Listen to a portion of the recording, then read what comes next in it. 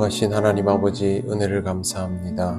오늘도 우리에게 귀한 아침을 주셨사오니 주님 말씀 들으며 기도의 자리로 나아갑니다. 우리의 기도를 인도하여 주시옵소서. 예수님 이름으로 기도드립니다. 아멘. 찬송가 407장 하나님께 찬양드립니다. 구주와 함께 나 죽었으니 구주와 함께 나 살았도다. 영광의 그날에 이르도록 언제나 주만 바라봅니다. 언제나 주는 날 사랑하사 언제나 새 생명 주시나니 영광의 그날에 이르도록 언제나 주만 바라봅니다. 마음속에 시험을 받을 때와 무거운 근심이 있을 때에 주께서 그때도 같이 하사 언제나 나를 도와주시네. 언제나 주는 날 사랑하사 언제나 새 생명 주시나니 영광의 그날에 이르도록 언제나 주만 바라봅니다. 뼈 아픈 눈물을 흘릴 때와 쓰라린 마음으로 탄식할 때 주께서 그때도 같이 하사 언제나 나를 생각하시네. 언제나 주는 날 사랑하사 언제나 새 생명 주시나니 영광의 그날에 이르도록 언제나 주만 바라봅니다. 내 몸의 약함을 아시는 주, 못 고칠 질병이 아주 없네. 괴로운 날이나 기쁜 때나 언제나 나와 함께 계시네. 언제나 주는 날 사랑하사 언제나 새 생명 주시나니 영광의 그날에 이르도록 언제나 주만 바라봅니다. 아멘.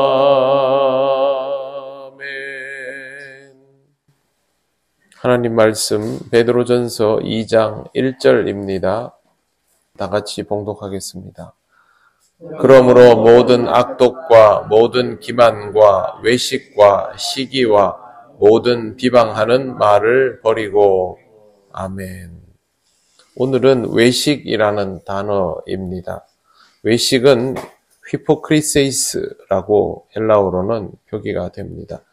이 단어는 겉과 속이 다르게 판단하는 것을 말하고 신약 성경에서 예수님께서 자주 사용하신 단어이기도 합니다. 고대 헬라 문화에서는 시인의 그 시가 발표가 되면 이 시를 해설해주는 해설사가 있었습니다. 그러면 이 사람이 이렇게 해설을 해주는데 물론 최대한 그 시의 본래 의미에 맞게끔 하려고 하겠지만 아무래도 시하고는 좀 다른 방식의 표현들이 나올 수밖에 없습니다. 이런 해설사들의 설명을 바로 휘포크리세이스라고 불렀습니다. 그리고 그 다음에는 연극 배우들의 대사와 행위를 사용할 때도 이 단어를 사용했습니다. 결국 이건 실제가 있는데 그 실제를 조금 다르게 표현하는 것, 이런 용도로 쓰여지게 되었던 것이죠. 진짜가 아닌 그것에 대한 설명, 이게 원래 외식함이라는 단어였습니다. 부정적으로 사용됐다는 건 아니고요. 진짜를 설명하기에 가장 좋은 또 다른 표현 그 정도였는데 이게 시간이 지나면서 완전히 진짜가 아닌데 진짜처럼 하는 것, 이런 것이 되어버렸던 것입니다. 번역은 반역이라는 말이 있습니다. 번역을 할 때는 최대한 그거에 맞게 번역을 하려고 하지만 해놓고 나면 틀린 부분들만 주목하여 보이게 되고 그래서 번역은 반역이다라는 표현을 많이 사용합니다. 설교자도 사실상 이를테면 번역가나 다름이 없습니다. 진짜를 가지고 와서 그걸 최대한 그대로 잘 설명해 주는 것이 설교자의 역할인데 하다 보면 그렇지 못한 경우들이 발생을 하게 되고 그때부터 설교자에게 외식함이 시작되는 겁니다. 본이든 본이 아니든 그렇게 되면 문제가 되기 때문에 예수님께서 성경에서 지적을 하고 있는 사람들을 보면 바리새인, 사두개인, 서기관, 제사장 이런 사람들을 주목하여서 지적을 하시죠. 그 말은 이 사람들이 하나님의 말씀을 다른 사람들에게 표현하고 가르치고 전하고 하는 사람들이기 때문에 그렇습니다. 결국 하나님의 말씀을 받아서 그것을 있는 그대로 표현하지 못한다면 결국 거기에서부터 외식함이 시작된다라는 뜻입니다.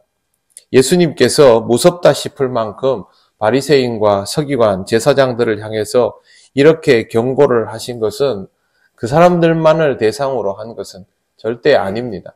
그리스도인들 전부를 대상으로 미리 말씀하여 주시는 것이죠. 하나님의 말씀을 익히고 그것을 전하고 가르치는 사람은 참 어렵습니다. 그래서 목사도 잘해야 본전이죠. 사실 그리스도인들이 복음을 들고 전하기 시작하면 결국 이렇게 될 수밖에 없습니다. 그러므로 우리 그리스도인들은 외식함에 대해서 주의를 해야 하는데 방법은 굉장히 단순합니다. 성경 말씀을 있는 그대로 받아들이고 그 말씀의 의미들을 그대로 내가 인정을 하고 다른 사람들에게 전할 때도 거기에 있는 내용을 그대로 전하면 됩니다. 이게 사실은 쉽지가 않죠. 왜 그러냐면 이렇게 하면 다 우리에게 부담이 되기 때문에 적당히 융통해서 하는 게 편합니다. 실제로 바리새인과 서기관 제사장들이 당시의 유대인들에게 율법을 가르칠 때 이 율법이 가지고 있는 진짜 의미보다는 이 율법을 어렵지 않게 지킬 방법들을 가르쳐주곤 했단 말입니다. 그러면 문제가 되는 것이죠. 그래서 항상 하나님의 말씀을 받을 때는 그러한 말씀들을 있는 그대로 받아들이는 그런 훈련이 되는 것이 필요합니다. 외식함을 멈추지 않으면 어떤 일이 발생하냐 하면 마가복음 12장 14절에 있는 내용인데요. 바리새인과 헤롯 당이 예수님에게 이런 질문을 했습니다. 가이사에게 세금을 바치는 것이 옳으니까 옳지 아니하니까. 그때 예수님께서 그들의 외식함을 아셨다라고 성경은 전하고 있습니다. 모든 것이 하나님의 소유인 것을 누구보다 잘 아는 사람들이 감히 하나님의 아들에게 의도적으로 이 질문을 하고 있는 것이죠. 가이사의 것도 하나님의 것 아닙니까? 그렇지 않습니까? 그거 알면서도 일부러 이 질문을 해서 예수님을 곤경에 빠뜨리려는 것. 이것이 바로 외식함의 단편적인 예입니다. 외식함은 악이기 때문에 그냥 그 악의에서 멈추어지지 않고 악독함으로 나아가게 됩니다. 그러므로 우리는 이 외식함이 우리의 삶 속에 더해지지 않도록 주의할 필요가 있습니다. 불순종의 교만이 더해지면 외식함은 자연스럽게 당연해지게 되기 때문에 각별히 주의하시기를 바랍니다. 나도 알지 못하는 사이에 이런 것들에 젖어 들어갈 수 있습니다. 하나님이 내게 주신 것은 있는 그대로 간직하시고 최대한 우리가 부족하기 때문에 100%라고는 말할 수 없지만 최대한 그것을 그대로 전달할 수 있는 그런 삶을 살아가기 위해서 노력한다면 적어도 우리는 외식함의 위험에 대해서 경계심을 가지고 자각을 할 수 있을 정도는 됩니다. 우리의 삶이 이와 같이 진행이 될 수 있도록 매일매일 기도로 하루를 시작하시고 살아가는 여러분들이 말씀을 잘 따르는 순전함을 지켜나가시기를 바랍니다. 기도드리겠습니다. 하나님 감사합니다. 오늘도 우리에게 귀한 것을 말씀하여 주시니 감사합니다. 주님의 말씀의 의미를 알면서도 다른 길을 찾지 않게 하시고 다른 방법을 찾지 않도록 우리를 붙들어 주시옵소서. 말씀하신 그대로를 지키기 위하여 애쓰고 힘쓸 때 성령께서 우리와 함께 하셔서 그 말씀을 지키게 하시고 또 이 말씀을 지키는 우리들의 삶 속에 하나님의 은혜가 있음을 깨닫게 하여 주옵소서. 추워진 날씨 가운데도 우리 통영교회 모든 성도들의 삶을 지켜주시기를 바랍니다. 특별히 이 추운 날 또 밖에서 일하는 모든 분들을 건강하게 하시고 주님의 은혜 가운데 살아갈 수 있도록 인도하여 주시며 오늘도 우리 모두가 하나님의 임재를 경험하며 하나님과 동행 속에서 기쁨을 누리게 하옵소서. 감사드리며 예수님 이름으로 기도드립니다. 아멘. 하늘에 계신 우리 아버지, 아버지의 이름을 거룩하게 하시며 아버지의 나라가 오게 하시며 아버지의 뜻이 하늘에서와 같이 땅에서도 이루어지게 하소서. 오늘 우리에게 일용할 양식을 주시고 우리가 우리에게 잘못한 사람을 용서하여 준 것 같이 우리 죄를 용서하여 주시고 우리를 시험에 빠지지 않게 하시고 악에서 구하소서. 나라와 권능과 영광이 영원히 아버지의 것입니다. 아멘.